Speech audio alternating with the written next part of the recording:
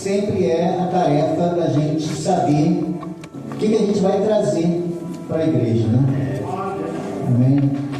Os irmãos podem abrir suas Bíblias em 1 João 2, 15 a 17. Vamos ver esses dois versículos, depois os irmãos podem sentar.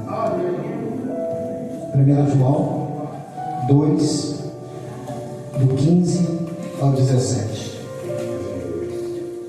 E todos. Amém. Diz assim: não ameis o mundo, nem as coisas que há no mundo. Se alguém amar o mundo, o amor do Pai não está nele. Porque tudo que há no mundo, a concupiscência da carne, a concupiscência dos olhos, a soberba da vida, não procede do Pai, mas procede do mundo.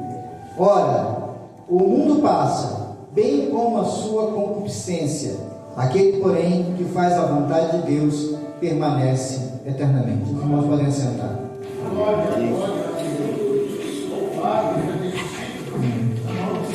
Então, durante a semana, depois que eu havia confirmado com o pastor Celino que eu estaria aqui, eu estava na busca da palavra que eu traria. Então, o que a gente deve amar? Porque João estava dizendo que a gente não deve amar o mundo. Mas qual é o versículo principal, que a gente diz que é o versículo principal da Bíblia? Está lá em João 3,16.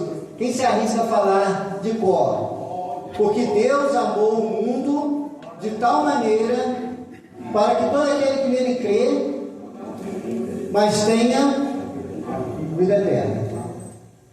Então, Deus enviou seu Filho, para que todo aquele que nele crê não pereça e tenha vida eterna, porque Deus amou o mundo. Mas aí João está dizendo assim: não ameis o mundo. Não pode ser a mesma coisa. Não pode. O João que estava falando em João capítulo 3, não pode estar falando a mesma coisa que o João, o mesmo João que estava falando em 1 João capítulo 2. Então tem que ter um amar o mundo diferente. Porque Deus amou o mundo. Mas nós fomos ensinados, aqui João está ensinando a não amar o mundo. E a Bíblia não se contradiz e não pode estar falando a mesma coisa. Deus amou o mundo de dois aspectos. Primeiro, o primeiro aspecto que Deus amou o mundo, Deus amou toda a sua criação. Quando Deus fez todas as coisas, e isso está lá em Atos 17, 24, Deus que fez o mundo e tudo que nele existe, é o Senhor do céu e da terra, e não mora em templos feitos por seres humanos. Em Gênesis 1:31, e Deus viu que tudo o que havia feito era muito bom, e a noite passou e veio a manhã, e esse foi o sexto dia. Deus faz todas as coisas em 6 dias, e o sétimo dia ele para descansar e se alegrar com aquilo que ele tinha feito, porque tudo aquilo que Deus tinha feito era bom. Deus então ama a sua criação.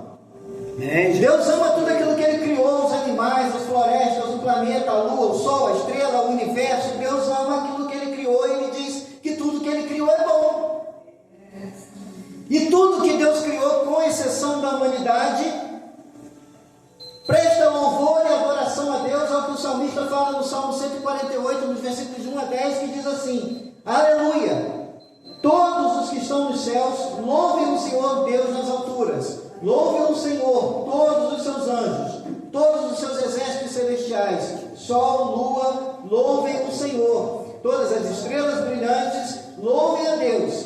Que os mais altos céus o louvem, e também as águas que estão acima do céu. Que todos eles louvem o Senhor, pois Ele deu uma ordem, eles foram criados, Ele mandou, e foram firmados para sempre nos seus lugares, e eles não podem desobedecer. Guarda isso, eles não podem desobedecer. Louvem o Senhor todo o que existe na terra, montes do mar e todas as profundezas do oceano. Louvem o Senhor relâmpagos, chuva, pedra, neve, nuvens, ventos fortes, que obedecem à sua ordem. Guardem isso. Louvem o Senhor colinas e montanhas. e árvores que dão frutas. Louvem o Senhor, todos os animais, mansos e selvagens. Louvem o Senhor, passarinhos e animais que se arrastam pelo chão. Então essa natureza que Deus criou tem uma ligação íntima com Deus, e louva a Deus, e não desobedece a Deus. Essa criação de Deus, está dizendo aqui, Deus colocou os astros, Deus colocou as estrelas, Deus colocou a lua, o sol, Deus colocou todas as coisas no seu devido lugar, e todas elas obedecem a Deus, e não podem desobedecer. Então Deus ama a sua criação, e essa criação tem um relacionamento com Deus de obediência. Essa relação tem uma relação com Deus de adoração. Eu estava vendo esses dias uma coisa que eu achei fantástica. Tem um aparelhinho que agora eles inventaram, que você coloca numa folha de uma árvore, ou coloca numa planta, e emite uma música. Eles colocaram numa folha de eucalipto. Você pode procurar isso depois na internet se você tiver curiosidade sobre isso, e emite uma música. O eucalipto cantando. O eucalipto cantando, a folha do eucalipto, ele botou um aparelhinho lá, e o aparelhinho tem uma vibração, e aquilo gera uma música. O som das estrelas, tem gente que já colocou e fez o efeito, e as estrelas cantam. Então, quando o salmista, sem qualquer equipamento, sem qualquer modernidade, sem nada, há 2.000 anos atrás, 3.000 anos atrás, compôs esse salmo, ele falou que a criação louva a Deus. E a ciência hoje está vendo que realmente a criação canta. Deus de vitória. Eles não estão entendendo o que está cantando, mas Deus está recebendo como adoração. E há então um amor de Deus por aquilo que Ele criou, porque Ele disse que tudo aquilo que Ele criou é bom. Mas Deus criou um ser, a sua imagem e semelhança. Deus criou um ser que Ele foi lá e sujou a mão de barro. Eu acho isso lindo, maravilhoso. Imaginando Deus pegando barro lá no Jardim do Éden, fazendo um bonequinho com a mão e soprando. E o bonequinho tendo uma alma vivente do sopro de Deus. E Deus amou também esse bonequinho que Ele fez e deu a ele o nome de homem. E Deus vinha todo dia no final da tarde para conversar com esse bonequinho que Ele criou e chamou esse bonequinho de Adão. E da sua costela tirou uma que seria auxiliadora e deu o nome de Eva. E Deus amou. Bem, Jesus. Mesmo sabendo, porque Ele é onisciente, onipresente, onipotente, Ele sabia que esse ser que Ele tanto amou, que fez a sua imagem e semelhança, faria escolhas ruins. E o homem pecou e a mulher pecou e foi afastado do paraíso, mas Deus não deixou assim. Deus prometeu salvação, Deus prometeu reconciliação, Deus prometeu vida de volta para aqueles que escolheram a morte. Então Deus amou o mundo, as pessoas. Deus de vitória. Deus amou o mundo, você. Deus amou o mundo, eu. O meu pecado e o seu pecado estavam na cruz de Jesus. Não só os pecados que você já cometeu no passado, os pecados que você comete agora, e até aqueles que você não sabe que vai cometer, já estavam na cruz de Cristo. E esse amor, Ele prometeu durante tantas vezes na Escritura. Em Miqueias 7,18 estava escrito assim: quem é Deus semelhante a ti, que perdoa a iniquidade e que passa por cima da rebelião do restante da sua herança? Ele não retém a sua ira para sempre, porque tem prazer na sua benignidade. Tornará a piedade de nós, sujeitará as nossas iniquidades, e tu lançarás todos os seus pecados nas profundezas do mar. Amém, Jesus. Miqueias estava dizendo que chegaria um momento que Deus olharia para o seu pecado, para o meu pecado, para o pecado da humanidade, e faria algo poderoso e grande. E o que Deus faria? Através de Jesus lançaria o meu e o teu pecado no mar do esquecimento. Não se lembraria mais dos seus não cobraria mais os seus pecados através de Jesus. Ele traria perdão perfeito, reconciliação perfeita, comunhão perfeita com você. E dessa maneira, Deus amou o mundo. Mas esse amar o mundo de Deus tem uma consequência, que é: aquele que nele crê não pereça. Aquele que reconcilia com ele não pereça. Aquele que aceita essa oferta de amor não pereça. Aquele que aceita ser reconciliado com Deus não pereça. Deus amou o mundo. Mas as pessoas não entendem a maneira como Deus amou o mundo. Porque Deus amou a criação, e nós podemos olhar para a natureza e ver a mão de Deus na natureza, e ver aquilo que Deus fez, e também dizer que tudo aquilo que Deus fez é bom. E louvar a Deus pela natureza, louvar a Deus por tudo aquilo que existe, pelo sol que nasce todas as manhãs, porque quando o sol nasce de manhã, a misericórdia do Senhor se renova sobre as nossas vidas. É mais um dia que Ele nos dá a oportunidade de viver, então devemos louvar a Deus por isso. Jesus, aleluia. Quando nós olhamos as estrelas do céu, nós lembramos que Deus prometeu a Abraão que, assim como as estrelas do céu, seria a descendência dele, e nós somos essa descendência de Abraão, como as estrelas do céu, como a areia do mar. As promessas de Deus a Abraão se cumprem na minha e na sua vida. Graças a Deus. E nós podemos louvar a Deus por isso, porque olhamos para as estrelas do céu e nós vemos a promessa de Deus se cumprindo, porque hoje são multidões e multidões de pessoas que são feitas bênção através dessa promessa de Deus a Abraão. Quando nós olhamos um arco-íris do céu, nós lembramos da promessa de Deus a Noé. Quando Deus diz a Noé: quando você vê esse sinal no céu, lembra da promessa que eu estou trazendo para você, de uma nova criação, e não vou destruir o mundo da maneira que destruí dessa primeira vez. Foi a chance de Deus, mais uma vez, para essa humanidade. Então nós podemos olhar todas essas coisas e dizer: nós podemos amar a criação de Deus. Glória a Deus, aleluia. E da mesma maneira nós podemos amar o mundo, no sentido de amar as pessoas que são objeto do amor de Deus. Aleluia. Porque Deus amou a mim e a você. Mas também amou aquela pessoa que está lá na casa de recuperação, ainda precisando de se tratar das drogas. Deus amou aquele que está em situação de morador de rua também. Deus amou aquela pessoa que talvez esteja lá na boca de fumo, fazendo sabe-se lá o que uma hora dessa. E Deus amou também. E nós precisamos amar também. Jesus, aleluia. E Deus amou aquele vizinho ruim de engolir. E nós precisamos amar também. Aquele colega de trabalho enjoado, Deus amou. Deus vive, aleluia. E nós precisamos amar também.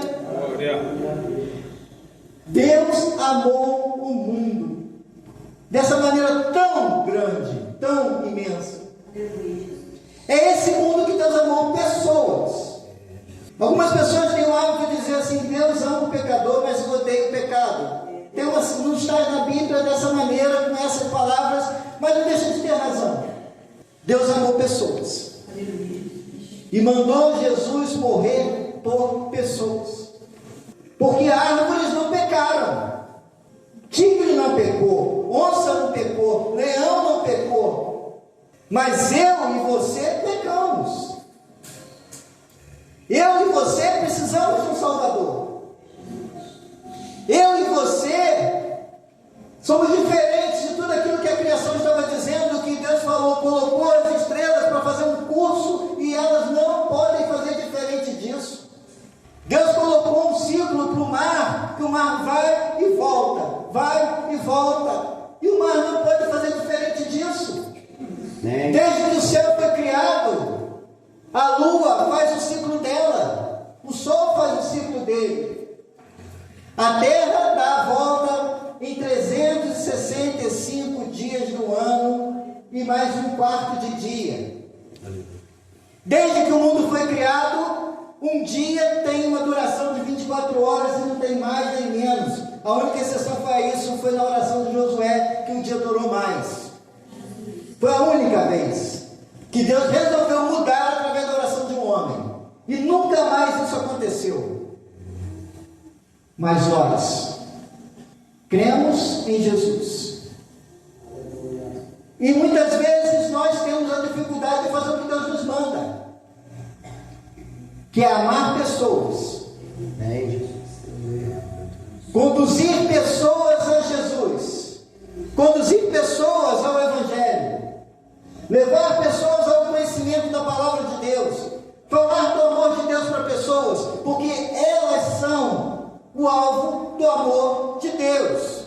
Deus de vitória, aleluia.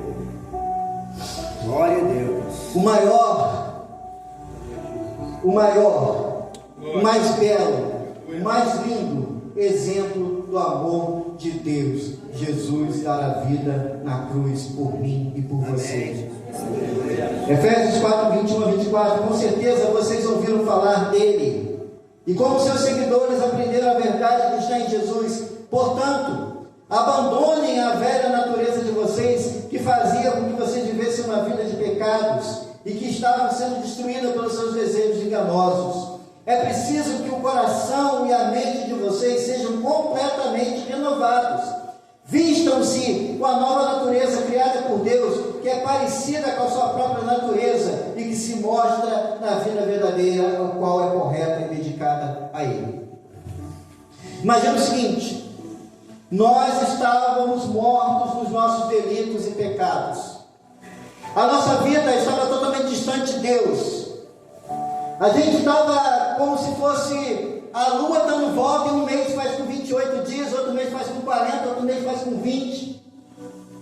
E você nunca sabe se é lua cheia, se é lua nova, se é lua minguante, se é lua crescente. Você nunca sabe, porque a lua ficou doida. A gente estava assim. Aí de repente você creu em Jesus. E eu costumo às vezes brincar com isso, dizendo: olha, a gente estava tão estragado que não dava para consertar. Deus fez de novo, nova criatura. Estava estragado demais. O exemplo lá do oleiro, que é o exemplo do vaso que se estraga na mão do oleiro, ele não faz um remendo, não pega uma colinha até que bonde e vai lá e cola no vaso, não. Ele tritura tudo e faz de novo, faz um vaso novo. Assim éramos nós. E Paulo estava dizendo assim: com certeza vocês ouviram falar dele, e como seus seguidores aprenderam a verdade que está em Jesus. Quem crê em Jesus aqui? Quem é seguidor de Jesus? Aí ele dá uma ordem: portanto, abandonem a velha natureza de vocês. Há uma coisa que é uma atividade a ser feita, algo que precisa ser feito. A salvação foi uma oferta de Deus, sim, maravilhosa, santificadora e tudo mais, mas há uma ação que tem que ser feita da nossa parte, que é a ação de se mover para a santidade. Você não vai acordar santo do dia para o outro. Você vai fazer uma oração: amanhã eu quero nascer santo de novo, e amanhã você sai super santo. É uma atividade que você faz se santificando dia a dia, abandonando certas coisas, melhorando. Errou hoje, pede perdão e conserta amanhã, faz de novo, e você vai se santificando e vai mudando e vai abandonando essa velha natureza. É o que ele está dizendo. Portanto, abandonem a velha natureza de vocês, que fazia com que vocês vivessem uma vida de pecados e que estava sendo destruída pelos desejos enganosos.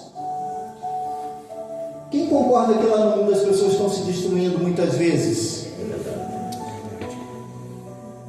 Sendo desonestos, traindo, sendo usuários de drogas, sendo muitas vezes mentiroso e ninguém mais confia, sendo caloteiro e não pagando os outros também, e aí não tem mais crédito, e vai embora. Eu poderia falar que perder tempo com o tempo que eu não tenho.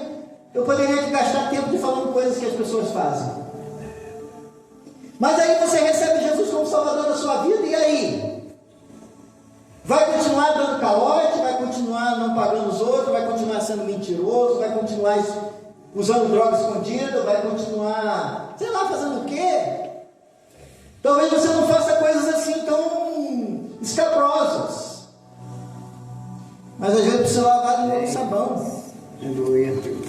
E é nesse sentido João fala para a gente não amar o mundo. É nesse sentido que o mundo não é a criação que Deus fez. O mundo não são as pessoas. O mundo é um sistema caído. É um sistema que desagrada a Deus. É um sistema que Deus olhou e Deus é santo e Deus não pode compactuar com o pecado. E Deus não consegue olhar para o pecado e conviver com o pecado porque Ele é santo, Ele é justo. E Ele não consegue fazer vista grossa com o pecado. E aí então, esse mundo é o mundo que Deus, através de João, diz: não ameis o mundo. Escrevi a vocês, filhinhos, porque conhecem o Pai. Escrevi a vocês, pais, porque conhecem aquele que existia desde o princípio. Escrevi a vocês, jovens, porque são fortes. Nós somos filhinhos de Deus. Amém, Jesus, aleluia. Vocês conhecem o Pai. Graças a Deus. De um certo sentido, vocês são pais. Muitos de vocês. E vocês sabem o que é ser pai, o que é ser mãe, a responsabilidade, como dói no coração quando o filho está afastado do caminho, está fazendo algo que não presta. E você sabe como isso dói no coração de um pai e uma mãe. Imagina no coração de Deus.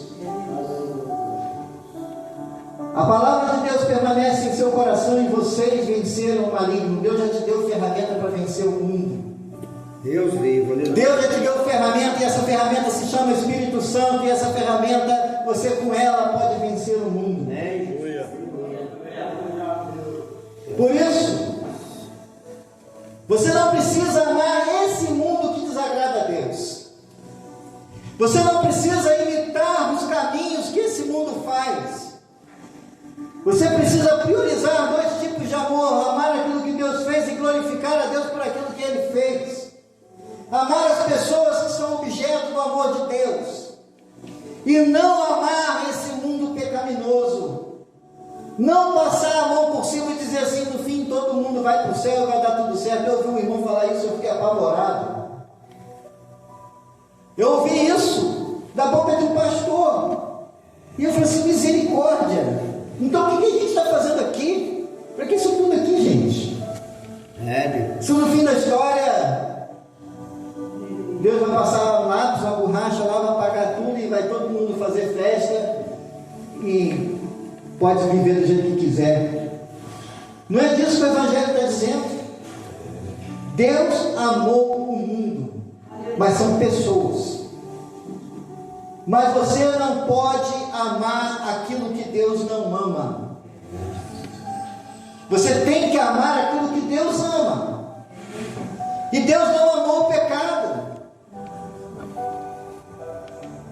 Gálatas 5, 1 a 16, todo mundo conhece esse texto, por isso digo: deixem que o Espírito guie sua vida, assim não satisfarão os anseios da sua natureza humana.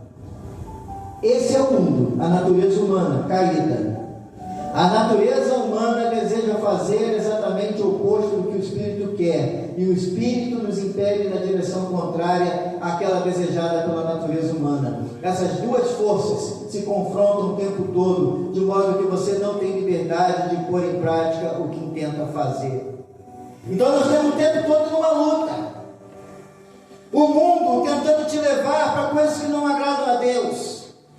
E a tua carne lutando contra você para que você faça aquilo que é mais fácil. Por outro lado, o Espírito tentando te trazer de volta para aquilo que é o objetivo que Deus criou você. E você luta todos os dias contra sentimentos, contra pensamentos, você luta contra decisões, você luta contra tantas coisas todos os dias. E eu sei que não é fácil, porque eu também tenho uma carne. Você tem uma luta, eu tenho outra luta, cada um aqui tem uma luta. Talvez aquilo que para mim seja difícil, para você é fácil, talvez aquilo que é fácil para você, para mim seja difícil. Mas todos nós lutamos contra coisas na nossa vida e precisamos vencer essas coisas todos os dias. Mas o versículo aqui continua dizendo: quando, porém, são guiados pelo Espírito, não estão debaixo da lei. quando segue os desejos da natureza humana, os resultados são extremamente claros. Obras da carne: imoralidade sexual, impureza, sensualidade, idolatria, feitiçaria, hostilidade, discórdia, ciúmes, acessos de raiva, ambição egoísta, dissensões, divisões, inveja, bebedeira, festanças desregradas e outros pecados semelhantes. Tanta coisa aqui que Paulo colocou na lista de coisas que são coisas que é o mundo, que você não deve amar. Mas há um mundo que é o reino de Deus, que foi proposto por Jesus, que é o Espírito que está dentro de você, que foi dado no dia que você creu, e esse Espírito faz com que você viva numa natureza diferente, numa natureza recomposta, numa natureza refeita, que aí sim entra em acordo com a vontade de Deus, e aí sim consegue louvar a Deus junto com toda a outra criação, que é o fruto do Espírito. Mas o Espírito produz esse fruto: amor, alegria, paz, paciência, amabilidade, bondade, fidelidade, mansidão e domínio próprio. Não há lei contra essas coisas. Mas o mais bonito é que quando fecha o texto diz assim: aqueles que pertencem a Cristo Jesus crucificaram as paixões e os desejos da sua natureza humana, e uma vez que vivemos pelo Espírito, sigamos a direção do Espírito em todas as áreas da nossa vida.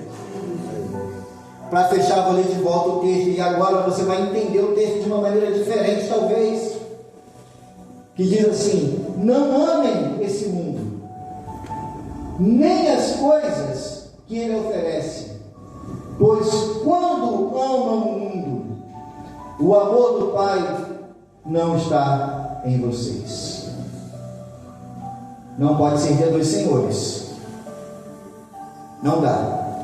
Ou você tem o Espírito Santo dentro de você e você passa a não amar o mundo, ou você ainda tem o mundo dentro de você e passa a não amar as coisas de Deus. Não tem como conciliar as duas coisas.